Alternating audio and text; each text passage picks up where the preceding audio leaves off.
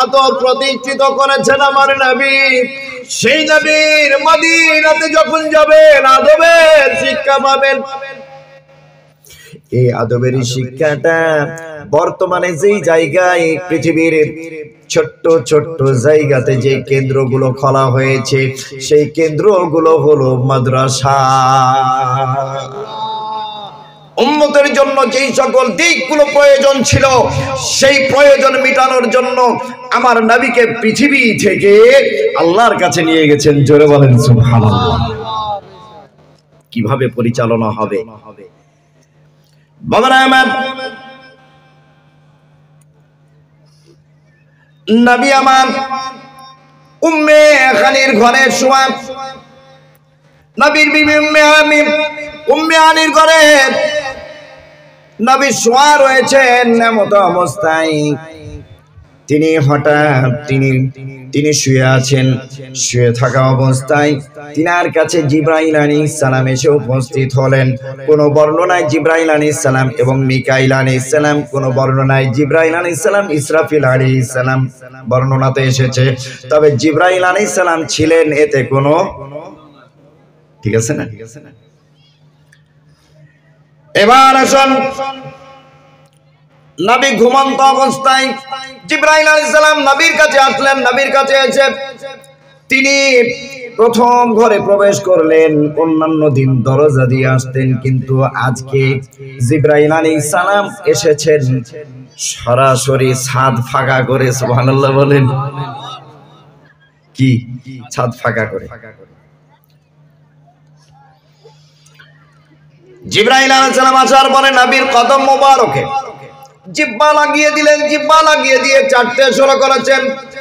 জিহ্বা যখন লাগিয়েছেন, লাগানোর সঙ্গে সঙ্গে নবীর ঘুমটা ভেঙে গেছে। ঘুম ভাঙার পরে তাকিয়ে দেখেন জিবরাইল আলাইহিস সালাম এসেছেন, কিন্তু এতদিন জিবরাইল আলাইহিস সালাম এসেছেন দরজা দিয়ে, কিন্তু আজকে ছাদ ফাঁকা করে সরাসরি আসমান পর্যন্ত দেখা যায়। জোরে জোরে বলা যায় না সুবহানাল্লাহ। নবী চিন্তা করলেন এতদিন পর্যন্ত যা ঘটেছে আজকে কিছু আলাদা কিছু ঘটবে মনে হচ্ছে। সেখান থেকে নবীকে উঠিয়ে নিয়ে যাওয়া হলো। নবীকে উঠালেন জিবরাইল আলাইহিস সালাম, উঠিয়ে নিয়ে গিয়ে কাবার হাতিমের পাশে সেখানে বসিয়ে দিলেন। সেখানে যখন বসালেন, সেখানে বসানোর পরে নবী আমার ঘুমে ঢুলনে আস্তে আস্তে যেন ঘুমানোর ভান চলে আসছে, ঘুম হালকা চলে আসছে। এই রকম করে সোজা করতে করতে নবী আমার বর্ণনা করেন, আমি দেখতে পেলাম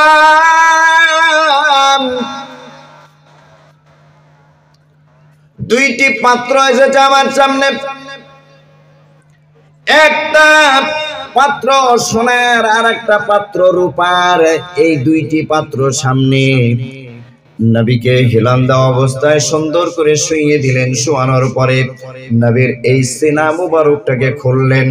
খোলার পরে এই খুলে দেওয়ার পরে সেখান থেকে আত্মাটাকে বের করলেন।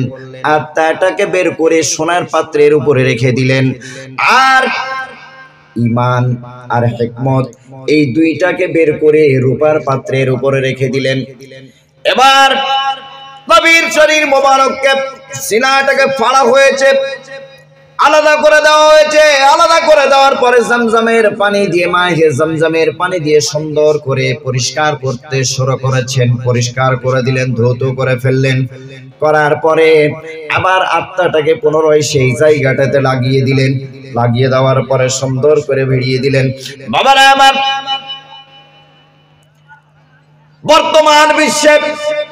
বর্তমান বিশ্বে ওপেন হার্ট সার্জারি করা হচ্ছে। এই ওপেন হার্ট সার্জারি যেই জায়গা থেকে পেয়েছে সেটা হলো আমার নবীর এই সিনা চাক করা। একটু জোরে জোরে বলা যায় না? তারা গবেষণা করেছে, গবেষণা করার পরে সিদ্ধান্তে পৌঁছেছে মানুষের শরীর থেকে যদি আত্মাটাকে বের করা হয়, পরিষ্কার করা হয়, ওপেন হার্ট সার্জারি করা হয়, তাহলে মানুষ মরে যায় না। সুবহানাল্লাহ বলে। আর ইসলাম কিছু দেয় নাই। ইসলাম এমন একটা শান্তি দিয়েছে যে শান্তিতে তার বিবিকে নিয়ে জায়েজ ভাবে স্বামী শুয়ে থাকতে পারে, বাবা মা নিয়ে সন্তান তার জীবন অতিবাহিত করতে পারে, সমাজের সকল বিপদ আপদ থেকে নিজেকে বেঁচে নিতে পারে, সকল কিছুর থেকে বেঁচে থাকার জন্য যে বিষয়টা দেওয়া হয়েছে, যে শান্তির ধর্ম দেওয়া হয়েছে, সেটা হলো ইসলাম।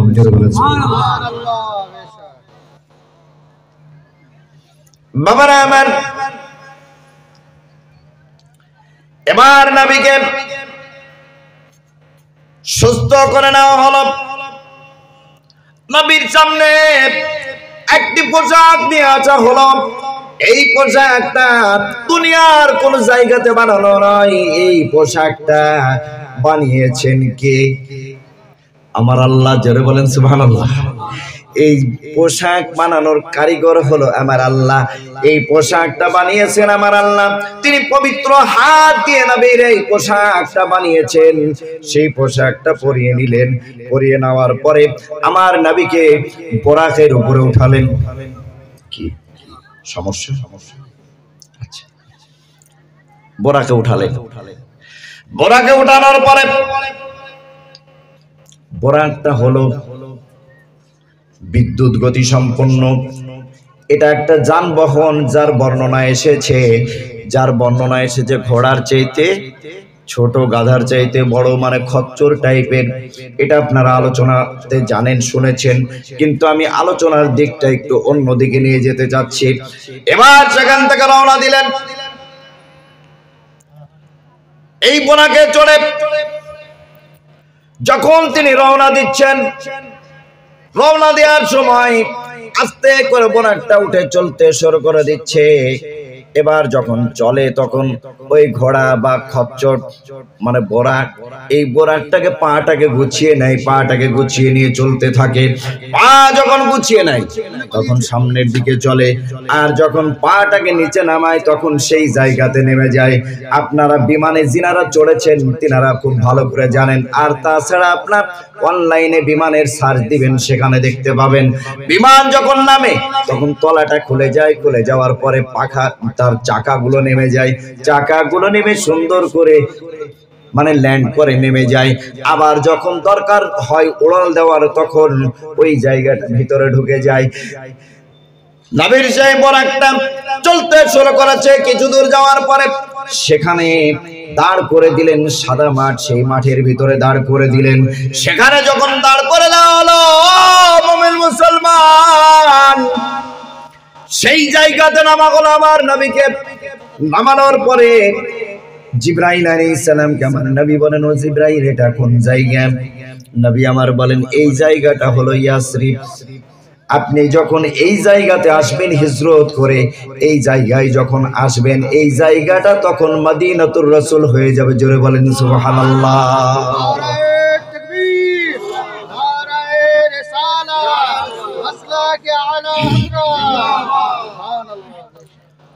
মনোযোগ লাগানো বাবা। এই ইয়াসরিবের বর্তমান নাম হলো মদিনা। এই মদিনাতে আপনারা জানেন আমাদের নবীর জন্মভূমি মক্কা, কিন্তু একটু ভালো তথ্য জেনে যান বাবা। নবীর মা আমিনার বিয়ে হয়েছে কোথায় আপনারা জানেন? মা আমিনার বিয়ে হয়েছে মদিনাতে। আর মদিনাতে আমার নবী তিনার মার গর্ভে এসেছেন। জোরে বলেন সুবহানাল্লাহ। কি মার গর্ভে নবী এসেছেন মদিনাতে, শুয়েও আছেন মদিনাতে। আর মদিনাতে যখন যাবেন বাবা, মদিনার মানুষগুলো এত সুন্দর, এত ভালো, সেই জায়গাতে গেলে এত শান্তি, এত শান্তি পৃথিবীর কোথাও নাই। কত আদব, কত আদব বাবারা আমার। আল্লাহ আমাকে মদিনাতুল মুনাওয়ারায় নিয়ে গেছেন। আশিক হলে আশিকের মতো আশিক হতে হবে, তাছাড়া কোনো দাম নাই বাবারা আমার। মদিনাতুল মুনাওয়ারার পুলিশেরা এত আস্তে কথা বলে, এত আস্তে কথা বলে, তাদেরকে দেখলেও আদবটা শিক্ষা হয়ে যায়। বাবারা আমার, নবী যেই জায়গায় শুয়ে আছেন সেই জায়গায় সাহাবীরা কখনো জোরে কথা বলেন না, কোন মানুষ সেখানে জোরে কথা বলেন না। সেখানে গেলে দেখতে পাওয়া যায় না কোন মানুষের ভিতরে আদবের কম আছে। পৃথিবীর বুকে আদব প্রতিষ্ঠিত করেছেন আমার নবী। সেই নবীর মদিনাতে যখন যাবেন আদবের শিক্ষা পাবেন। এই আদবের শিক্ষাটা বর্তমানে যেই জায়গায় পৃথিবীর ছোট্ট ছোট্ট জায়গাতে যে কেন্দ্রগুলো খোলা হয়েছে সেই কেন্দ্রগুলো হলো মাদ্রাসা।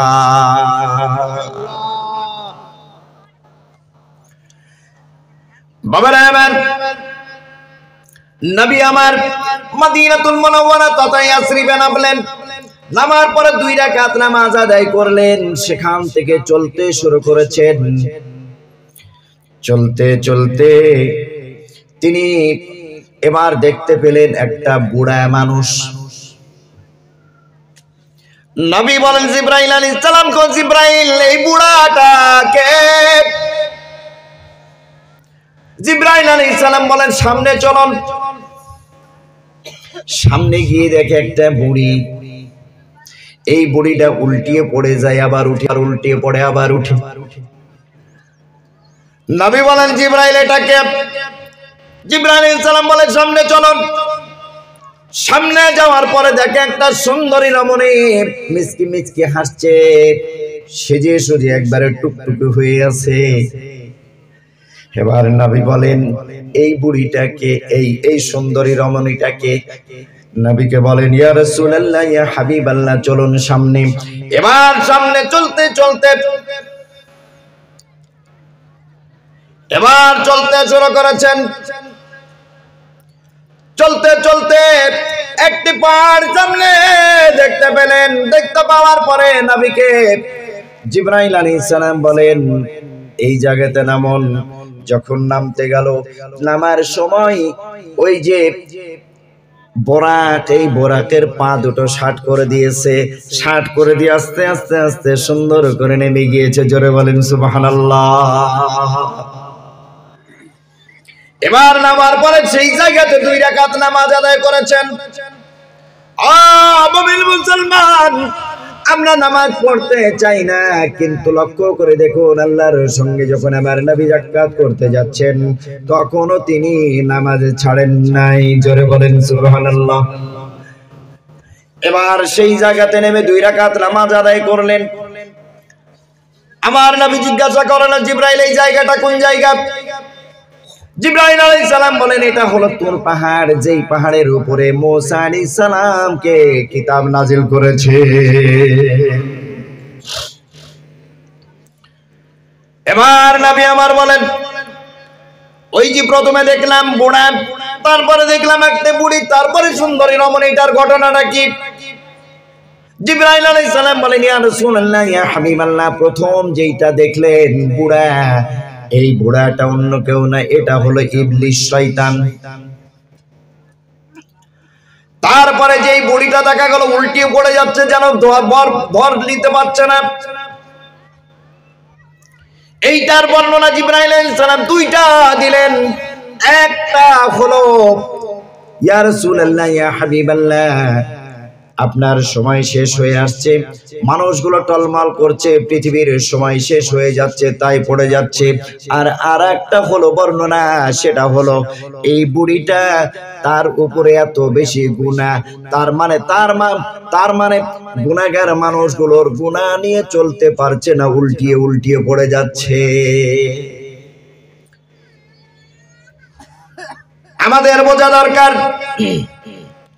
নবীর মিরাজে যাওয়ার সময় শয়তানের সাথে সাক্ষাৎ, গুনার বোঝায় মানুষ পড়ে যাচ্ছে, এটা একটা সাক্ষাৎ। আর একটা হলো সুন্দরী রমণী। এই সুন্দরী রমণীর দিকে যারা তাকাবে তারা পথভ্রষ্ট হয়ে যাবে। এই সুন্দরী রমণী হলো পৃথিবীর চাকচিক্য, পৃথিবীর সৌন্দর্য, পৃথিবীর আরাম আয়েশ, পৃথিবীর চাকচিক্য। এই সকল মানুষগুলোকে বর্তমানে ঘিরে ফেলে মানুষের ঈমানটাকে নষ্ট করে দিচ্ছে। বলেন ঠিক কিনা? বাবারা আমার, তাহলে বুঝতে পারলাম এই জায়গা থেকে দুনিয়ার চাকচিক্য, দুনিয়ার মোহ, দুনিয়ার ভালোবাসা, দুনিয়ার আনন্দ ফুর্তি, এইগুলো আমাদের জন্য ভালো কিছু বয়ে আনতে পারে না। এইগুলো আমাদের জন্য ক্ষতি ক্ষতি ক্ষতি, এছাড়া অন্য কিছু হতে পারে না। বাবারা আমার,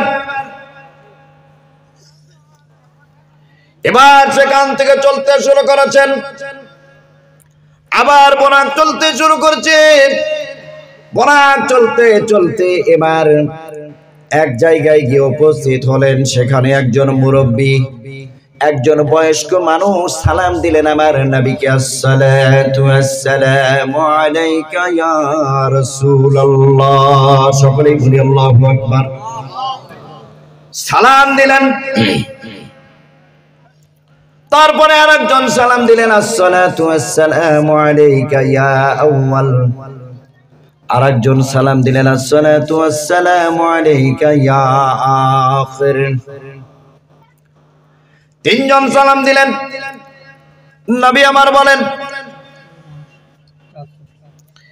এই তিনজনের সালাম, তিনজনকে তার পরিচয় একটু দাও। যখন পরিচয় দিতে বলা হলো, জিবরাইল আলাইহিস সালাম এবার পরিচয় দিতে শুরু করে দিলেন। ইয়া রাসূলুল্লাহ, ইয়া হাবিবাল্লাহ, প্রথম যিনি আপনাকে সালাম দিলেন তিনি হলেন মুসলিম জাতির পিতা ইব্রাহিম খলিলুল্লাহ। জোরে বলেন সুবহানাল্লাহ। এরপরে দ্বিতীয় জন যিনি সালাম দিলেন তিনি হলেন মুসা কালিমুল্লাহ, মুসা আলাইহিস সালাম। তিন নম্বর যিনি সালাম দিলেন তিনি হলেন ঈসা আলাইহিস সালাম। তিনজনের সালাম পেয়েছেন। এবার তিনি পথ চলতে শুরু করেছেন। চলতে চলতে তিনি এবার দেখতে পেলেন একজন মানুষ। এই মানুষকে এমন করে মাথায় আঘাত করা হচ্ছে, আঘাত করার সঙ্গে সঙ্গে এই মানুষটার যেন খুব অবস্থা খারাপ। তারপরে দেখতে পেলেন একজন মানুষ, তার গালটাকে কেটে নেওয়া হচ্ছে, ধারালো অস্ত্র দিয়ে কেটে নেওয়া হচ্ছে। এই গাল কাটার পরে আরেকটা গাল যখন কাটা শুরু করে, আবার ওই গালটা ভালো হয়ে যায়, আবার এই গালটা কাটে, আবার ওই গালটা কাটে। এরপরে আমার নবী দেখতে পেলেন একটা আগুনের গর্ত, সেখানে কিছু মানুষকে ফেলে দেওয়া হচ্ছে, তাদেরকে জ্বালানো পোড়ানো হচ্ছে। এরপরে ও বাবারা, মায়েরা, আমার প্রাণ প্রিয় মায়েরা, খুব মনোযোগ সহকারে শোনেন মা। আমি আজকের এই জায়গার পরিবেশ দেখার পরে আমার আলোচনাটা একটু চিন্তা করলাম। মায়েরা আমার, বোনেরা আমার, খুব ভালো করে মনোযোগ দেন। তারপরে নবী আমার দেখলেন মায়েদের যে একটি স্থান, যে স্থানটা বাচ্চারা পান করে, মায়েদের যে স্থান, সেই স্থান থেকে বাচ্চারা পান করে জীবন ধারণ করে। তার মানে মায়েদের স্তন, এই স্তনটাকে এমন করে ভয়ঙ্কর ভাবে বেঁধেছে আমার আল্লাহ। ও মা, ও বোনেরা, খুব মনোযোগ দিয়ে আজকে একটু কথা শোনা যান। ও বাবারা, আপনারা একটু মনোযোগ দিয়ে শোনা যান। নবী যখন দেখেন ওই মায়েদের স্তনে বেঁধে ঝুলিয়ে রেখেছে,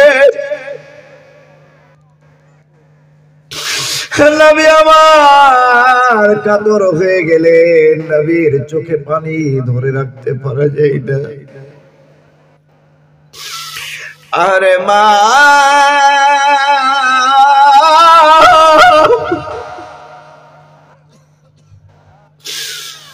যে মার বুকের দুধ, সেই বুকের দুধে পৃথিবীর সব শক্তি রেখেছেন কে? আমার আল্লাহ। সব মূর্তি সব কিছু দিয়ে দিয়েছেন মায়ের বুকের দুধের মাঝে।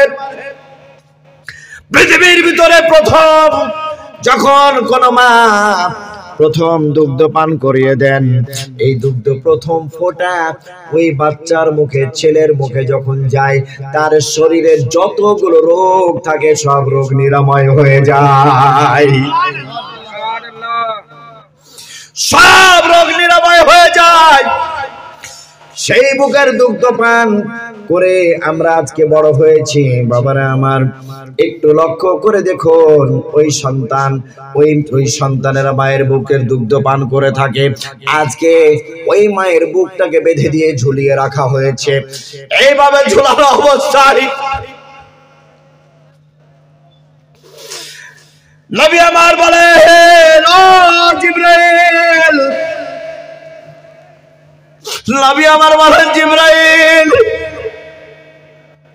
এই যে দেখতে পাচ্ছি এই মানুষটার মাথায় আঘাত করা, এটার কারণটা কি? জিবরাইল আলাইহিস সালাম বলেন, ইয়া রাসূলুল্লাহ, ইয়া হাবিবাল্লাহ, এই মানুষটা নামাজ পড়তো না। এই মানুষ নামাজ ছেড়ে দিয়েছে, এই কারণে তার মুখে, তার মাথাতে আঘাত করা হচ্ছে, আর একেবারে চূর্ণ বিচূর্ণ হয়ে যাচ্ছে, আবার পুনরায় সোজা হচ্ছে, আবার আঘাত করা হচ্ছে।